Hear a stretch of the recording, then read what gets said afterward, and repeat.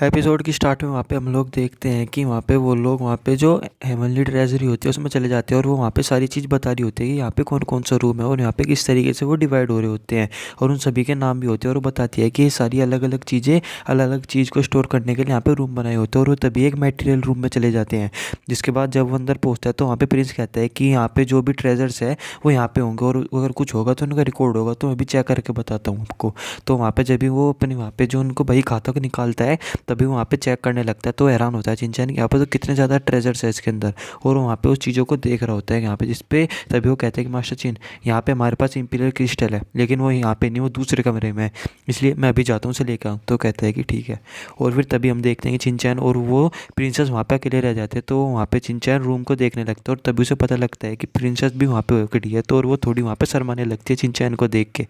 जिसके बाद हम लोग देखते हैं कि जो चिंचैन होता है उसे एक चीज़ पसंद आती है और तभी उसकी तरफ जाने लगता है और हम देखते हैं वो प्रिंसेस भी जाती है और तभी वो जाके एक पत्थर को उठाता है और हम देखते हैं कि जब वो उस पत्थर को उठाता है तो एक तो फाउंटेन हेड है जिस पर वो कहता है कि ये तो किसी को भी जबान रख ले काम आ सकता है, जिस पर वो कहता है कि और ये खासकर इंसान के लिए, और कहता है कि जब उस वक्त मैंने सैंगुन शहर के लिए ये 10,000 साल का पत्थर पाने के लिए पता नहीं मैं कितने खतरों से लड़ा था लेकिन आखिरी में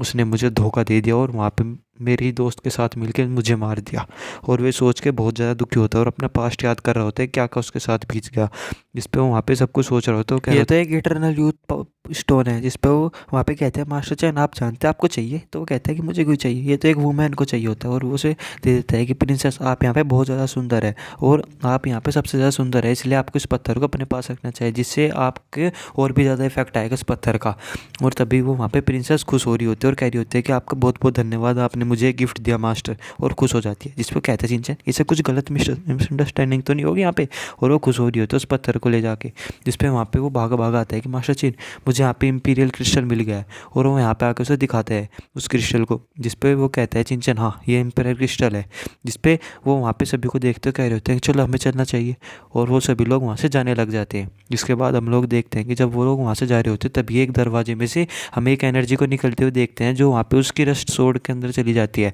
जिस पर उसे महसूस होता है कि आखिर यहाँ पे हो क्या रहा है, ये सोड ऐसी तरीके से एक्टिंग क्यों कर रही होती है। तभी वो पीछे मुड़ के देखता है और वहाँ पे उसे उस दरवाजे के अंदर से एक एनर्जी महसूस हो रही होती है। तो वहाँ पे उससे पूछता है कि आखिर ये किस चीज़ का दरवाज़ा है यहाँ पे। तो उस प्रिंस बताते हैं कि यहाँ पे जितने भी पुराने और जो भी टूटे हुए सामान है वो सब ये है और जिनका कुछ ओरिजिन नहीं पता। जिस पे वो कहते हैं कि हम देख सकते हैं, तो कहते हैं हाँ बिल्कुल चलिए। जिस पे हम देखते हैं कि वहाँ पे अंदर जाने लगते हैं वो तीनों के लोग। जिसके बाद हम गेट खोलने के बाद देखते हैं कि वहाँ पे बहुत ज़्यादा जो जितने भी वहाँ पे पूरे इंपीरियल फैमिली के अंदर जितने भी स्टोन होते हैं वो सभी पता होते हैं। जिस पे चिंचैन वहाँ पे एक चीज़ मिलती है और वहाँ पे तेजी से उसकी तरफ जाता है। जिसके बाद हम लोग देखते हैं कि वहाँ पे उन सभी चीज़ों को अलग हटाता है और वहाँ से उन चीज़ों को हटाने के बाद हम देखते हैं कि वो वहाँ पे उस जो कवच होता है वहाँ पे उस कवच को देखता है। जिसके बाद हम देखते हैं उस कवच को वो हवा में उठा के देखता है अपनी पावर से, और उसे महसूस होता है कि उस पर कुछ बाइंडिंग पावर भी लगी हुई होती है। जिस पे वो वहाँ पे अपनी कहता है कि रसोड इससे क्यों रिलेटेड है। तो पूछता है कि क्या आप हमें इस आर्मर के बारे में कुछ बता सकते हैं। तभी वो तो वहाँ पे जो अपनी बुक होती है उसे निकालता है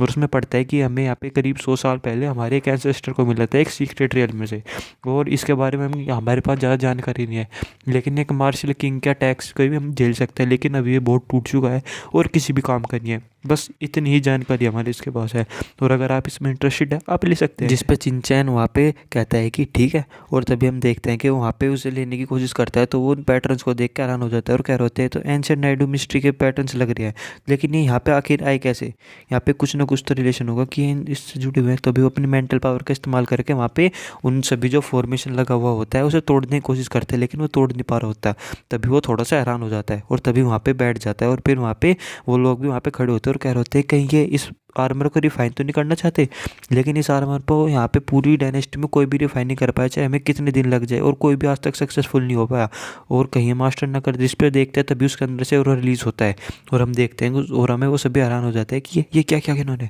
और वहाँ से बंधन सभी टूट जाते हैं और हम देखते हैं कि उसकी मेंटल पावर के अंदर कॉन्शियसनेस में सभी पहुंच जाते हैं। तभी वो देख के हैरान होता है कि ये तो एंशिएंट वारलॉर्ड का ये आर्मर है, लेकिन इसके अंदर यहाँ पे जो एंशिएंट नाइडू सीक्रेट टेक है वो कैसे काम करेगी, ज़रूर कुछ ना कुछ रिलेशन है। है इस चीज़ का उससे। और तभी वो वहाँ पे होता है और वो वहाँ पे अपनी मेडिटेशन में से होश में आ जाता है, जिसमें वहाँ पे वो सभी लोग हैरान होते हैं। और वो तभी उसे आर्मर को जो होता है वहाँ पे एनर्जी से करके अपने अंदर जो आर्मर होता है उसके शरीर के अंदर चला जाता है। और हम देखते हैं कि वो एनर्जी उसके सारे पूरे शरीर में फैलने लग जाती है। और हम देखते हैं कि उस आर्मर का एक चिन्ह बन जाता है उसके शरीर पे, और जिस पे वो सभी लोग देख के हैरान होते हैं। और दोनों भाई बहन तो खुश हो रहे होते हैं कि अब इसकी वजह से मुझे कोई भी कुछ नहीं कर सकता और मेरा डिफेंस और बढ़ गया। और यहीं पे एपिसोड खत्म हो जाता है। थैंक यू दोस्तों।